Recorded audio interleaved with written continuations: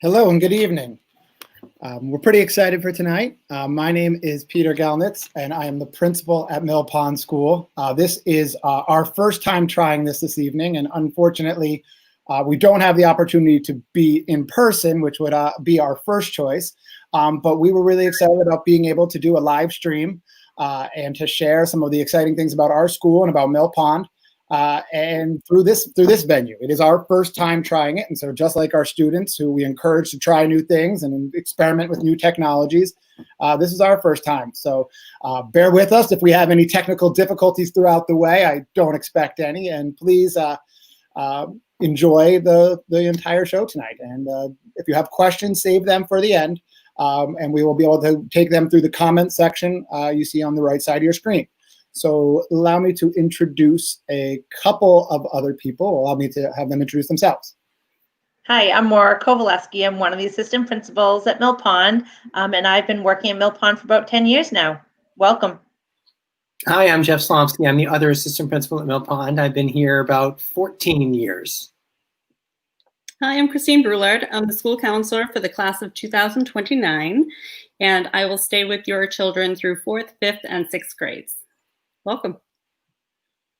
So again, we're really excited for this. As you can see, the touchstone on the screen right here, this is something that we will talk a little bit further about in the presentation, but it is something that has been with the school for a long time, was written by students, and is really a powerful message. So hopefully you got an opportunity to read this while you were waiting for us to get started. So a couple of things we will cover tonight. You can see the agenda here. Again, I will be going first. I am Mr. Galnitz. The students call me Mr. G. As you can you can also call me that if you like. And you can see some of the topics we'll be talking about. And we will go through. And at the end, we'll have a time for questions, which isn't listed on our agenda, but that is something we will have a moment for at the end. And if there are any topics that we do not cover this evening and you have questions about, please do not hesitate to go through the website and to send me an email or to send any of us an email about anything that you feel we didn't talk about.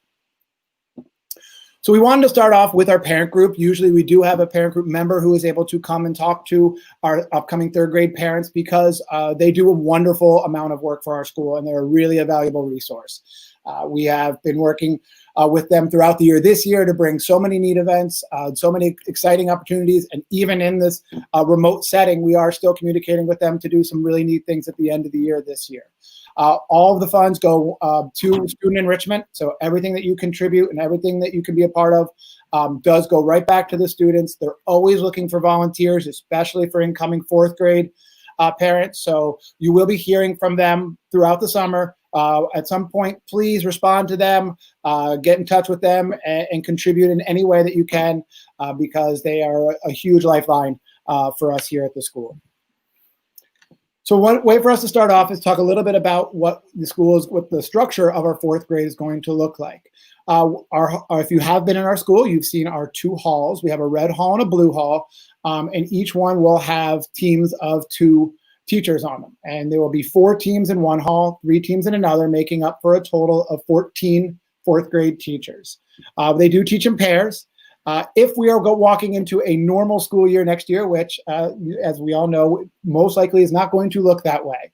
But the way it works is that one teacher on the team would teach math to both homerooms, and one teacher would teach science and social studies to both homerooms, and the homeroom teacher would be the teacher that would teach ELA to their own students. Now, with all of the things that are going on in our world right now and of the caution that we want to have for student safety, we are going to spend a lot of time this summer exploring and planning and building ways that we can educate students in a safe way. So it may not exactly look like this when your children enter into 4th grade, but it will be something not far off from this model. So we just like to keep that in mind as we are planning for next year. I'm going to talk a little bit briefly about each one of the subjects. I think if you've had an opportunity to sit in on the homeroom meetings with your children, you've heard probably a lot of this information already, but I did want to hit on a couple of the highlights of what the things students will be learning in their 4th grade year. In ELA, we do really focus on getting students reading and independent reading at their just right level. We do this through small groups. We do this through mini lessons that help students then break out and work so that they can work together in building their higher level thinking skills and comprehension. And we find when they're working at that just right level, obviously their growth is much more impactful. In our math classes, we do use Eureka, which should be consistent from the K-3 schools where your children are coming from. You should see a familiarity with Eureka in that we really focus on the conceptual understanding and and to make sure that students are problem solving, they're applying the skills that they're learning, and not just memorizing and plugging and chugging for those terms, but really figuring out how they can interpret and apply the learning that they're getting in their math classes. In science, we do use the FOSS curriculum. 3 major topics are covered in our year: environments, energy, soils, rocks, and landforms. There are a lot of hands-on learning opportunities, and it does tie in very closely with our social studies curriculum, which has changed slightly over the past year and a half. But you can see our social studies curriculum focuses a lot on exploration of the regions of the United States. So they do tie in nicely together, and they are in alternating units in our 4th grade, where we do have social studies for 6 weeks and science for 6 weeks. But it is pretty fluid because of the topics that are covered. We're talking about a really global view of our world, and those 2 topics and subjects work really well together. One of the big focuses in both of them is interpreting data, right? And whether that's through informational texts, whether it's through charts, through graphs, but really being able to not just read something and regurgitate it, but being able to take data and being able to apply thought from that. So that's really kind of where we work on with both of those subjects with our 4th graders. And our specials you can see listed there on the screen. Every day a student has a special, has an opportunity. We do have PE twice a week. Plus we have music, art, and then our library and technologies are alternating. And so they'll have one or the other at any given time throughout the week. And those are our 5 days of the week. And then, of course, recess and lunch and an activity period as well, which we will talk a little bit more about as we go forward. And now, Mr. Slomski. All right. Thank you, Mr. G. We do have quite a range of enrichment and supports at Mill Pond. I'll talk a little bit about each. We do have chorus and the string orchestra. Chorus will be the first time that students can join that. Many 3rd graders are already in strings. They can continue that, of course. Students can also start strings in 4th grade. And yes, students can do both chorus and orchestra in 4th grade.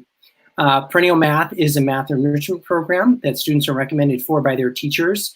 It's somewhat independent work. We do have high school students actually who give the kids feedback on their work, as well as Mrs. Dean, who's our math curriculum coordinator for K-6. So you may have heard of her already. And then we have a fairly recent addition to Mill Pond, our Makerspace, which is a room just with terrific materials in it. You'll see it in the video in just a couple minutes. We've got some robots, craft materials, just a whole lot of things. And it's really an independent time for kids to build and create either on their own or with other friends. As far as support services, we do offer Math Plus support similar to K-3 schools, where students get either in-class math support or maybe during activity period or possibly both. Our leveled literacy intervention is a very intensive reading program for our students who have a gap that we really feel like we need to close in the area of reading. We also have small reading groups that happen during our academic activity period, led by our reading specialists. We have a range of special education services similar to what students would have at the K-3 schools. And we also have ESL services for the students who speak many different languages, who are learning to speak English as well. So I always like to say to them, you're going to be able to speak 2 languages, which is 1 more than I can speak. So that's pretty good. All right. Oh, sorry, that's me. As far as the placement process, we gather a lot of information from your children's 3rd grade teachers. Some of it is to help us place them. Some of it is also just information for the 4th grade teachers to have. But we do balance the classes on a lot of factors. You can see there gender, the K-3 school that they come from. So every class will have about the same number of Hastings, Armstrong, and Fales students because we want them all to have a familiar face, a lot of familiar faces in their class. We balance the classes academically and based on those other factors you can see there. I think I've pretty much covered all that. We do put the list back out to the K-3 principals for them to review just to make sure, since we don't know your kids yet, we want to make sure that they get to review those lists before they become final. And we do put out those lists in August, typically. I expect the same this year, where you'll see in PowerSchool your child's homeroom teacher, and then you'll also get information about supply lists. Tech integration is something that your students are already doing in their third grade classes, no doubt. The big change at Mill Pond is that students do get an iPad to use. Fourth graders usually don't take them home. Of course, ours did this year because we all went home. But we are trying over the summer, possibly in August, to get the iPads passed out to you and your third graders. Look for information on that. We're hoping that that will allow us to get them into a grade-wide Google Classroom, similar to the ones they'll be in just for their homerooms, but grade-wide, so we can get them used to it and get them up and running a little bit earlier. And it is really integrated into a lot of classes at Mill Pond. There is that technology class, but even in math, social studies, science, ELA, all those things, technology is integrated very much. This is a sample schedule for a fourth grader. This matches one of the hall's schedules. The other hall has a slightly different schedule, but the whole building starts out with morning meeting. You'll see that in the video in just a minute. And then they may have their math block. You can see the time there. It's about an hour. And science and social studies might come next. And then recess and lunch. It is a little bit on the earlier side, but of course we do start a bit earlier. So that's going to be an adjustment for sure for your kids to get up earlier and to school on time, which is 7:45. And then this student would have English language arts, then specials. The other hallway would have that reversed.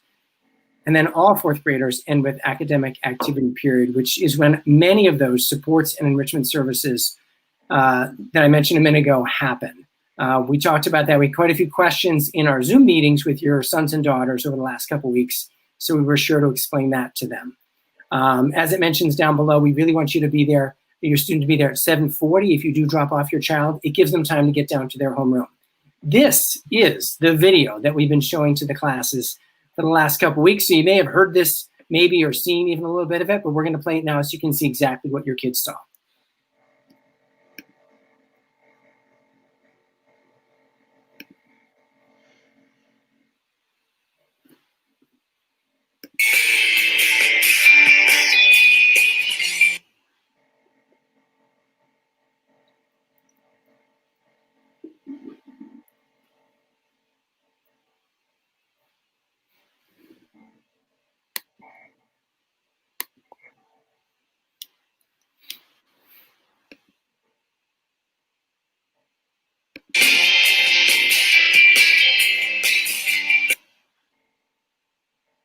May have to bear with us while we have a couple of technical difficulties, but hopefully it will start with us in just a minute.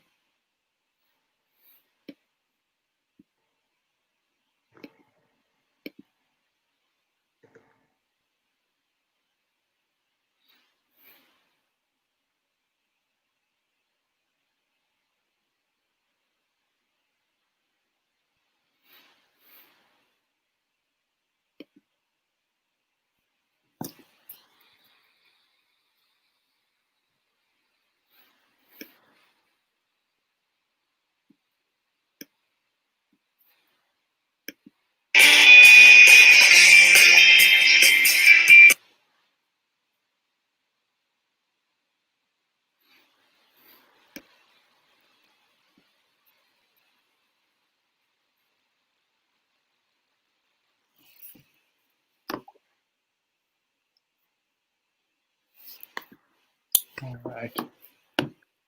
May not be cooperating with us. Try and refresh it one time.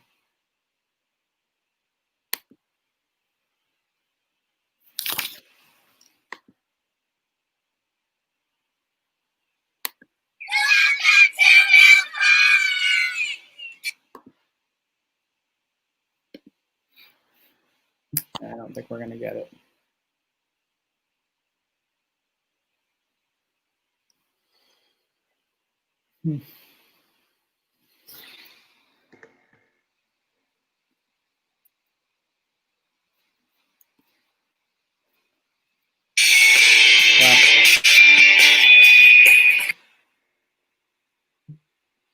May just be too many things going on for my computer to be able to handle today.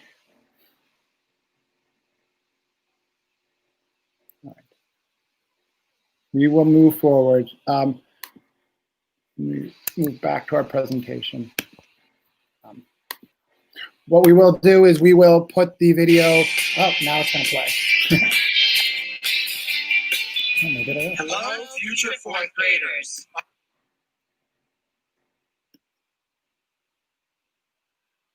I'll give it one more shot. Maybe it just wants me to talk so it can try and play over me. Yeah. Maybe if I just talk the whole time, it'll actually play.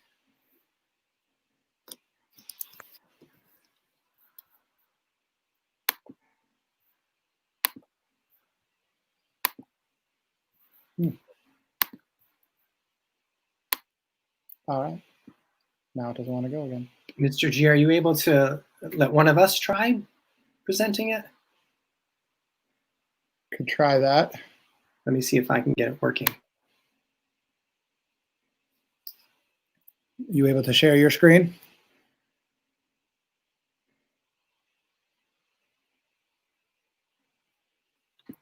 I think it may be working on my end. Are you able to, I'll put share screen.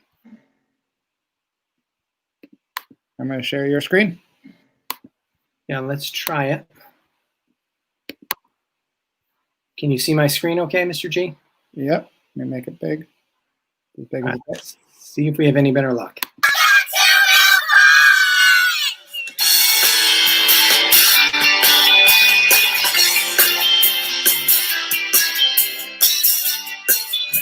Hello, future fourth graders. I'm Mr. Gellnitz, the principal of Mill Pond. And I'm Ms. Kovaleski, one of the assistant principals at Mill Pond. And I'm Mr. Slomsky, the other assistant principal. We're very much looking forward to each and every one of you coming to Mill Pond in the fall. There are so many fun and interesting experiences waiting for you at Mill Pond, and we know you're going to have a great 3 years here. We also know you probably have lots of questions about Mill Pond, so we made this video to answer those questions. It shows all the different parts of a typical day at Mill Pond. So sit back and enjoy the movie. Each day at Mill Pond starts out with the buses arriving and opening their doors bright and early around 7:20 for the earliest buses. Here they are pulling up to drop students off. Some of you may get dropped off by your parents in the morning. If so, you'll be dropped off in the drop-off area in the parking lot. Once students get off their buses or out of their cars, they head to the assigned area for their grade level. As fourth graders, you'll come to the area in front of Mill Pond we call the plaza. For the first few days of school, your teacher will be outside with a big sign with his or her name, so you'll know exactly where the line is for your class. Other Mill Pond staff members will also be outside the first few days to help anyone who can't remember which class they're in. At 7:33, it'll be time for you to head inside to start your day. On days when it's too wet or too cold outside, you'll line up in the hallway outside your classroom until it's time to go into your class. When it's time for you to come inside, everyone will walk together through the hallways on the main floor, past the office, and into the red or blue hallways, where all the fourth grade classrooms are. You'll walk by an intersection called Tolerance Terrace, where I can stand and see all the fourth graders go by on the main floor, can see the sixth graders going up the staircase, and see the fifth graders heading into their classrooms down below. It's a fun place to start the day. You get to your homeroom, you'll hang your coat and unpack your backpack in the cubby area, and then head to your desk. Your teacher will be there to greet you, and you'll find a message of the day written in the front of the classroom. You'll have a few minutes to get yourself organized, say hello to old friends and new ones, and get ready for learning. Soon after you get to your homerooms, you hear the morning announcements just like you heard each morning at Fales, Hastings, or Armstrong, or whatever other school you went to for third grade. Each morning, Mr. Gellnitz, Ms. Kovaleski, or I will share some important information about things going on, as well as some words of wisdom to give everyone some good advice about how to make their day the best it can be. We do get students help with the Pledge of Allegiance and a special wish for the day for everyone at Mill Pond. Each morning, you'll enter your classroom, unpack your backpack, and get ready to begin your day. At Mill Pond, we start off our day with morning meetings. I'm sure you're familiar with these from third grade. This is a time to hear messages from your teacher, do activities with your classmates, and get to know one another.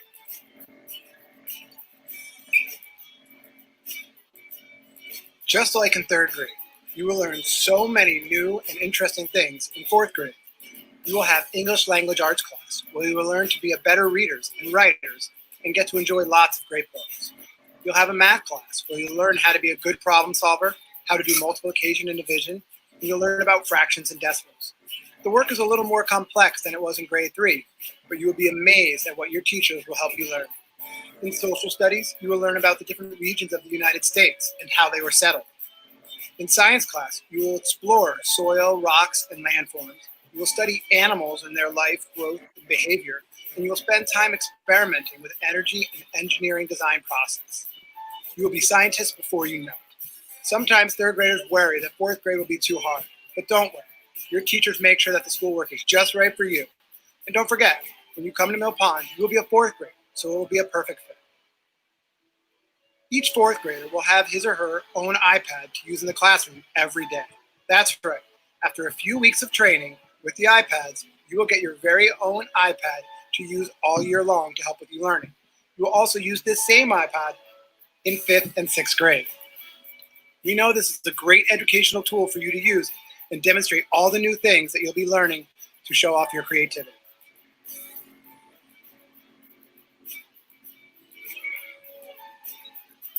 Recess and lunch. Each day you'll have a very important decision to make. Which playground do you want to go to, the upper playground or the lower?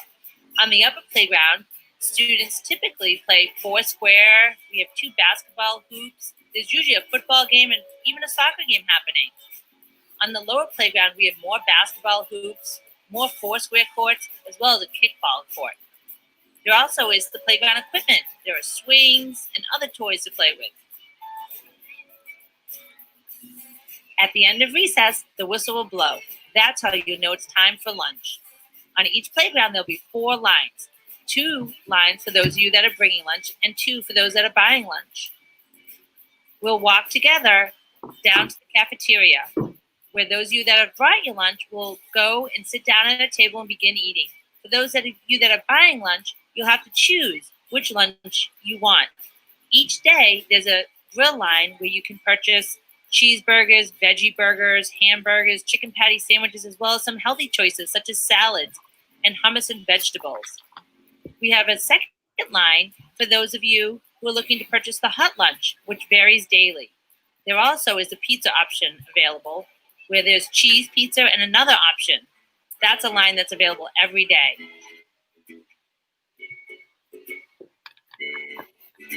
To start the year in the cafeteria, we have students sitting with their homerooms. So each table will be marked with a homeroom teacher's name on it.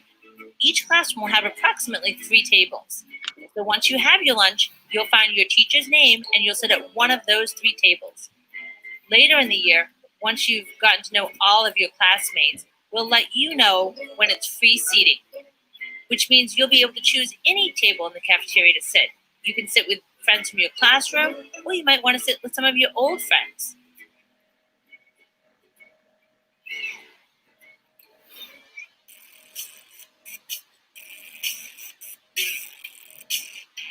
The day would not be complete without mentioning the special subject classes and academic activity period.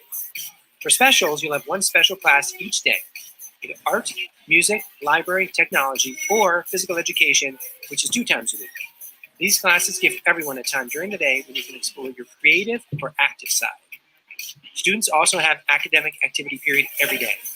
During this time, many things can occur. You might work with your teacher in a small group or large group, or even one-to-one. You may work independently on activities your teacher has for you. You might go to another classroom for some extra help with reading, writing, or math. A newer option for activity period is Makerspace, a place where you can build, design, and create. Students can also choose to join the Mill Pond Chorus or the Mill Pond String Orchestra, or both. Those groups practice during activity period. As you can see, there's a lot going on at Mill Pond. Doesn't this sound like a fun-filled day of learning?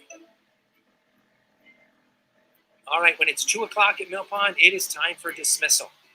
First to go are our extended day students heading down to the CAF, and then our bus students go in waves 1 and wave 2.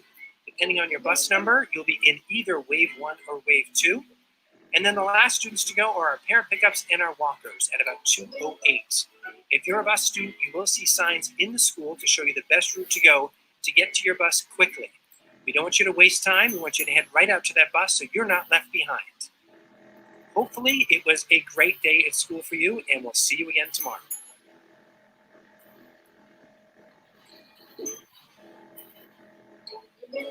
In addition to our regular daily activities, we also have special activities at Mill Pond.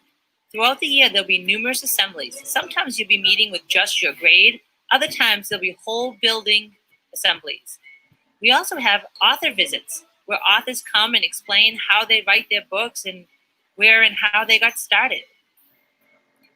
We also have the Museum of Science, who comes and provides special presentations. You also will be going on several field trips this year. One will be to the local community farm, where you'll have an opportunity to plant crops that will be harvested later in the year. You also will be taking a few other field trips, but I'll save those and let them be a surprise later in the year. In June, the entire 4th grade will participate in a Cross America Day. It's a full day of fun activities, focusing on what you've learned in social studies this year. And of course, we can't forget Field Day. Field Day is a whole day of fun activities that will include field events, a DJ, and even a cookout.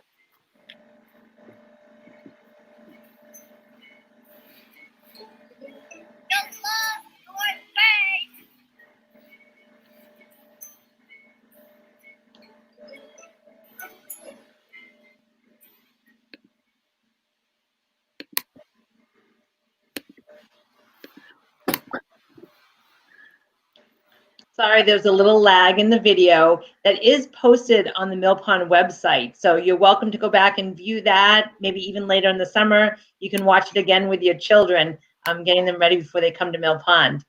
I just want to take a couple of minutes and talk with you about report cards and learner qualities.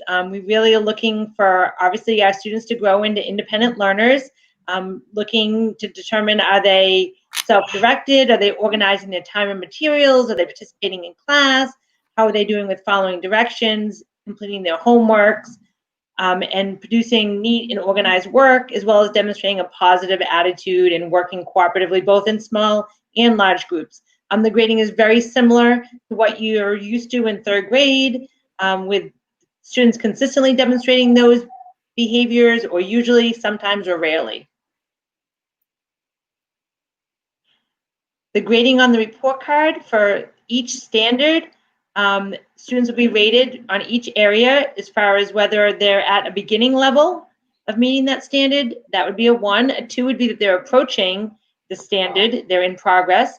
A 2+ means that they're not quite yet independently and consistently demonstrating the standard. However, they're very close. A 3 is what we're looking for. We're looking for our students to be proficient on all of the standards. And we're really looking at growth over time. A 3+ means that they really are, doing above and beyond what's expected. They're doing it mostly independent, if not all of the time independently. And then 4 indicates that the student is advanced on that standard, that they're consistently demonstrating advanced and independent levels of understanding.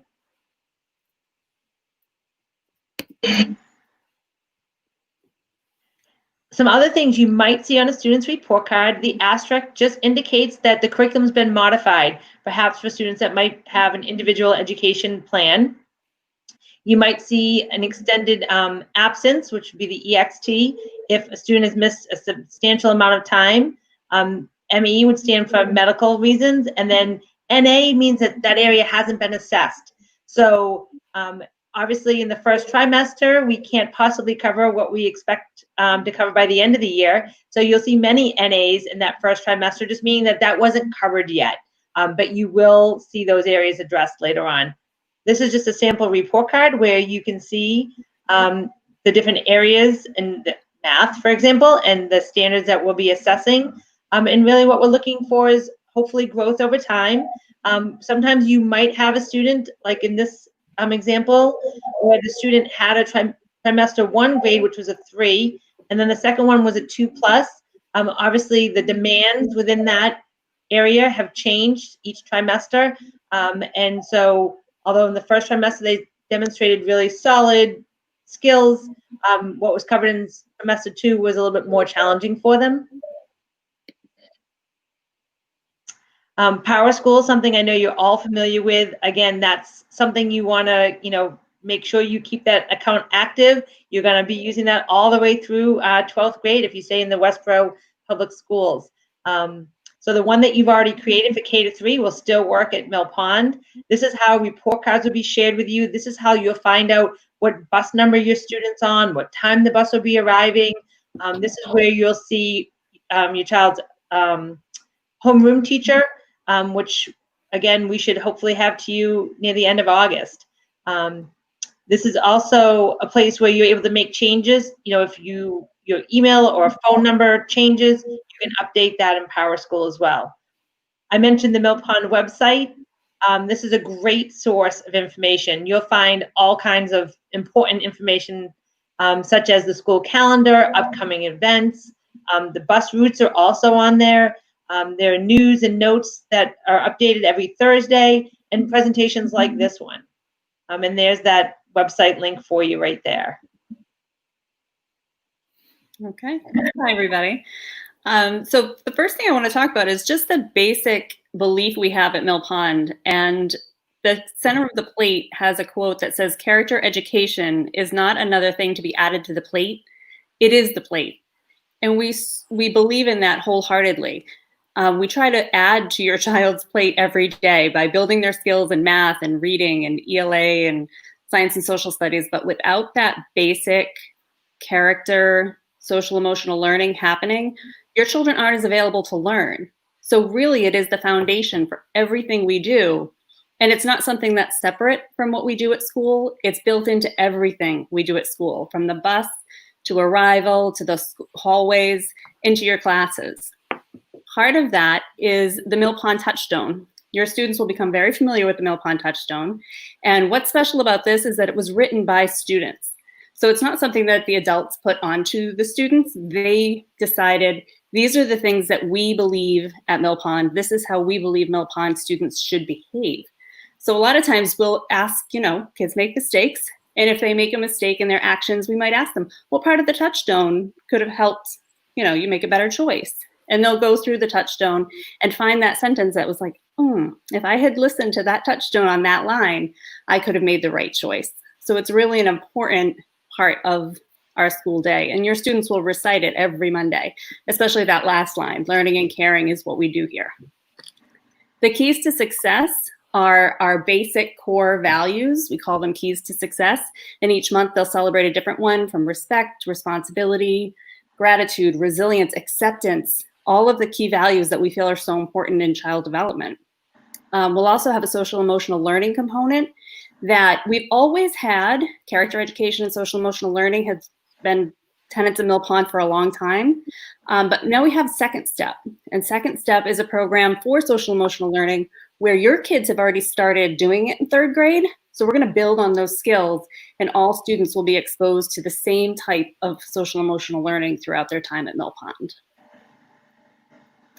Social growth mindset is something that we embrace too. I mentioned making mistakes. We embrace mistakes at Mill Pond. We make a lot of mistakes at Mill Pond. And the great thing about that is that we learn from our mistakes. And we tell that to the students too. We want them to take academic risks. We want them to take social risks. We want them to take those chances to get to know other people and to grow their brains. And as long as everybody keeps a growth mindset, and the teachers are fantastic at maintaining that growth mindset in their classrooms, your students will grow and they will grow their brains. So we did wanted to take an opportunity to thank everyone. We are not going to be ending just yet. We are going to be staying on for a little bit. We want to open up the opportunity for you to ask questions in the comments section. Before we get to those comments, I did want to mention one thing. I know there is a lot of uneasiness and unrest about what school is going to look like in the fall. And I did want to reassure everyone that we are working very hard as an entire district, as a leadership team, the teachers, everyone throughout, to really plan a fall and an entire school year next year that is not only safe for all of our students, but is also valuable in their education, and also continues to push them forward and continues their learning in the best way possible, while at the same time ensuring that we are being consistent with our social distancing guidelines at the time. So please know that it is something that we are thinking long and hard about and working towards. And just like Christine was mentioning a moment ago, as we look with our growth mindset, I think over the last couple of months, there's been more learning about different things that we never expected to be learning about in our March, April, May timeframe here, that is going to continue to grow throughout the summer. So we are going to continue to work on those areas. I'm going to learn how to present a video when actually live streaming. So I have my goals set for me on how to learn. But we do encourage, obviously, our students and teachers and all of us to continue. So I do see some questions starting to come in. I want to give an opportunity to answer as many of them as possible. I see one question. Let's see if I can actually show a question. All right, there we go.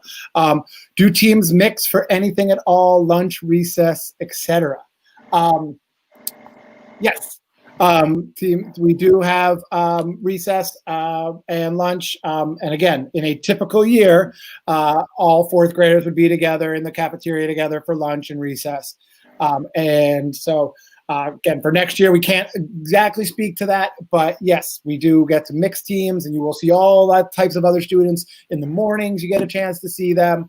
There are a lot of opportunities throughout the day to socialize with students outside of your team, but also so you can see old friends, but also get a chance to see new friends.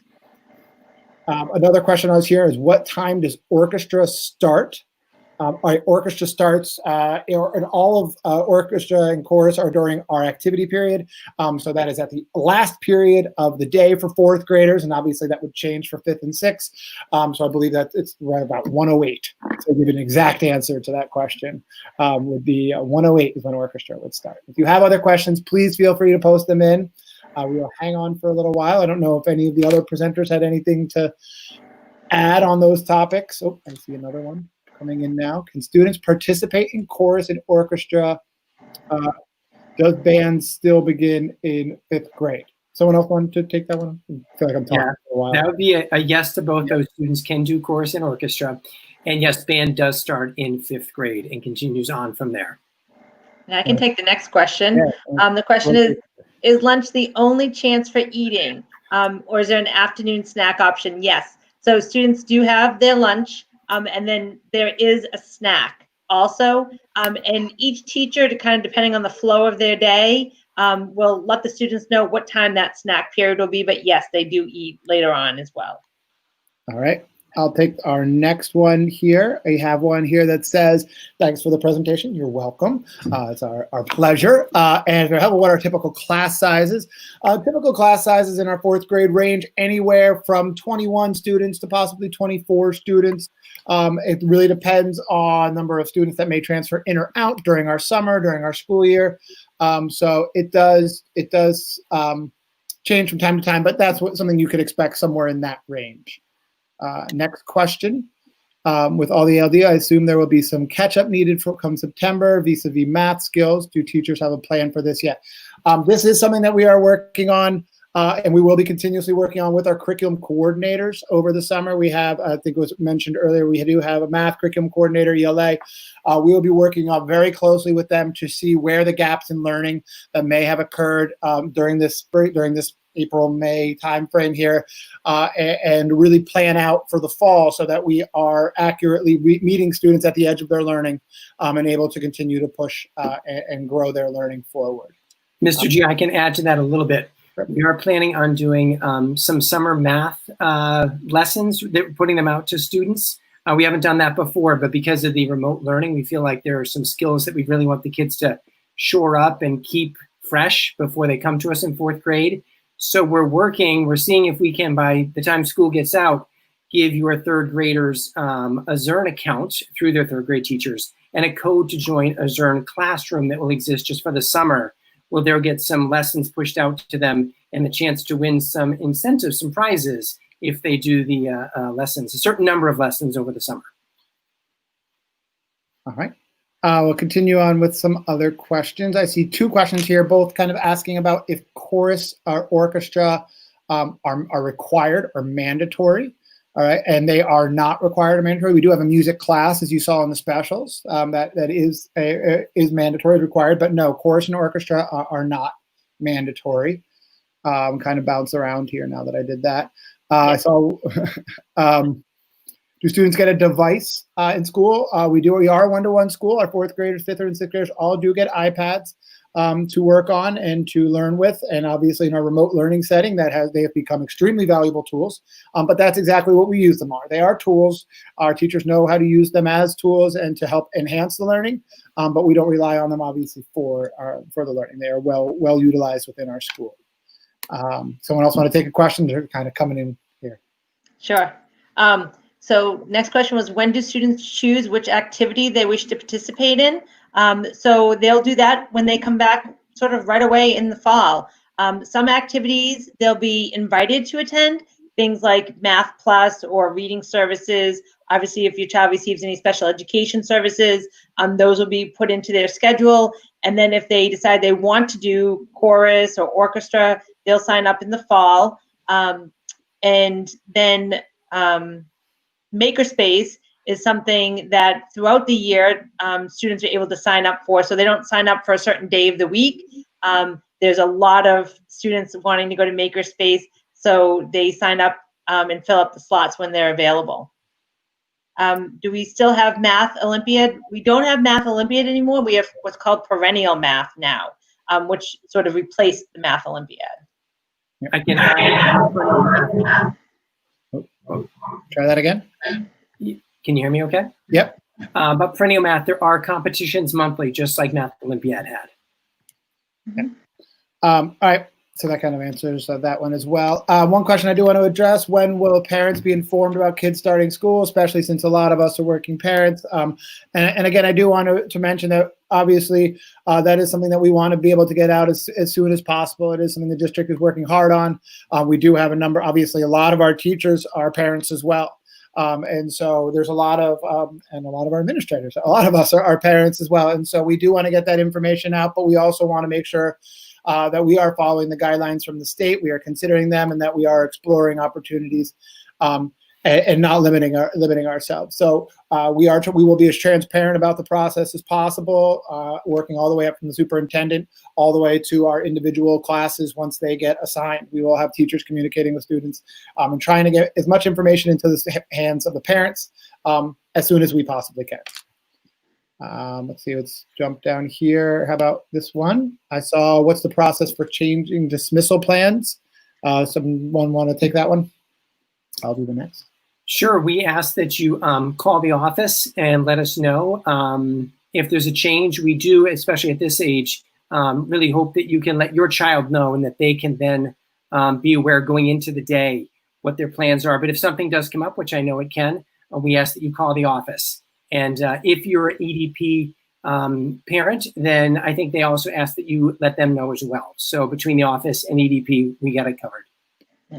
And the one thing I would also add to that is it's important to remember that your child can't just take another bus home to go to a friend's house, for example. So if you had an emergency situation and you needed your student to take another bus, you need to call the office, talk with an administrator. Some of the buses are full, so we can't have students just taking different buses home. So that's an important piece to make sure you have permission for your child to possibly ride on another bus. Great. Oh, I switched one from the fourth. I wanted to answer this one. We do. So this year, we talk a little bit about clubs. It's a pretty exciting opportunity. This year was one of our first years of bringing back clubs, and we had a club program that we had a full successful 1 week of. It was an outstanding 1 week before, unfortunately, we had to go into remote learning. Our intent as of where we are right now, obviously, would be to bring them back. It was something we were really excited about. A lot of work was put into. And we had a lot of really great options offered out to the students, and fourth grade, fifth grade, and sixth grade students all were allowed to participate. And that would be our model again if we are able to successfully get it off the ground. So there were a lot of really cool things. We hope to be able to get that back again next spring. It was in the spring. We did have it as a 6-week pilot this year. I don't know if that's the model of what it would look like next year, but it was a pretty successful model that we were excited about. So I think we would definitely be open to bringing that back again. Where do we want to continue? We got a lot of questions coming here, so I think we might have to start to pick some of them. Anyone have one they want to enter? How about this one? I think we can do. If you choose to use the makerspace, are you also able to do other? Yes. You are able to do other activities. We do work with students and parents and try and make sure that if students want to do makerspace, that they do get the opportunity to. That is something that is only in its really in its second full year. This year was our makerspace, so we are still growing. We are still moving from our crawl to our run phase of it. But yes, we do work with students to make sure that if they really want to do it, that they do get an opportunity at some point in their day. You want to take another question? Sure, I can take the next question. As far as the plan for the fall, we don't know that yet. We don't know what's going to be determined by the state, what we're going to be allowed to do and not allowed to do. Like Mr. G mentioned, we have a committee that's going to be working through the month of July, come up with a plan, looking at the most recent information that we have, and we're expecting to be able to communicate that to parents hopefully by the end of July. We all want to know what's going to happen in the fall, and obviously the first priority is ensuring everyone's safety. So we can't possibly make decisions right now because we don't have enough information. So we'll have to wait on that. So we don't know if it's going to be a day on or a day off or half days. That's what the committee is going to be working on in the month of July and getting that feedback from the state. As far as MCAS, yes, students do take MCAS at Mill Pond. They take ELA in math in grades 4, 5, and 6. And in grade 5, they also take the science MCAS. As far as homework goes, we do have a guidance of 30 to 40 minutes per night, and we do have a cap of 50 minutes per night, so we don't want kids working too long and getting too frustrated. A lot of that, every night rather, there is an expectation that students read. So part of that time would be some nightly reading, which we really hope your kids are doing because it is so, so important. Even when it's hard to find books these days with the library kind of just opening up, but we're actually going to have a book swap where we're going to have current Mill Ponders drop off books during our reverse parade next week.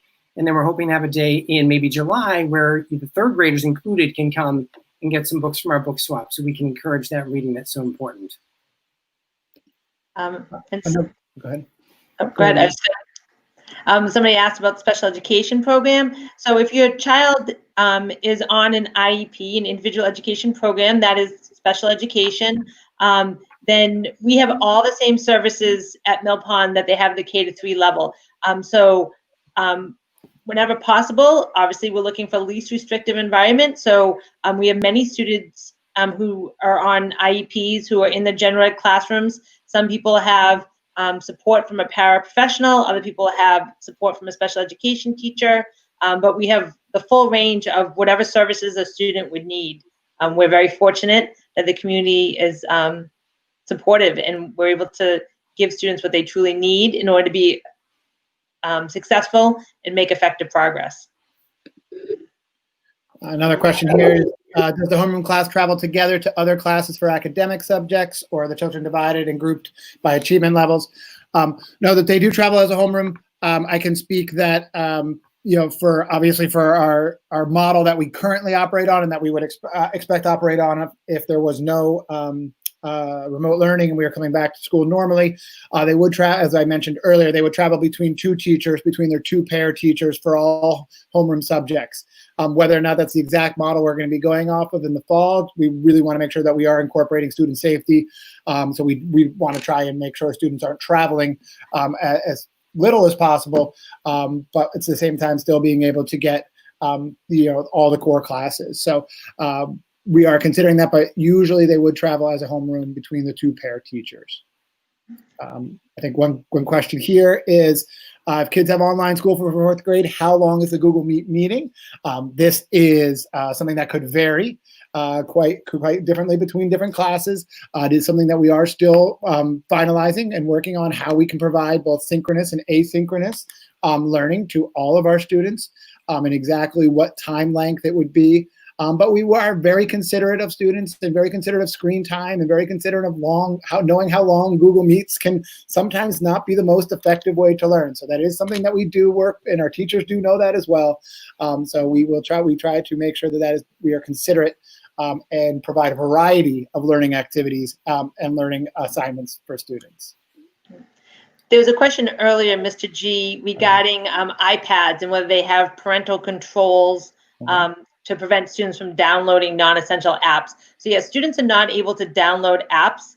Only the ones that are pushed out to them through self-service that our technology department has made available to them.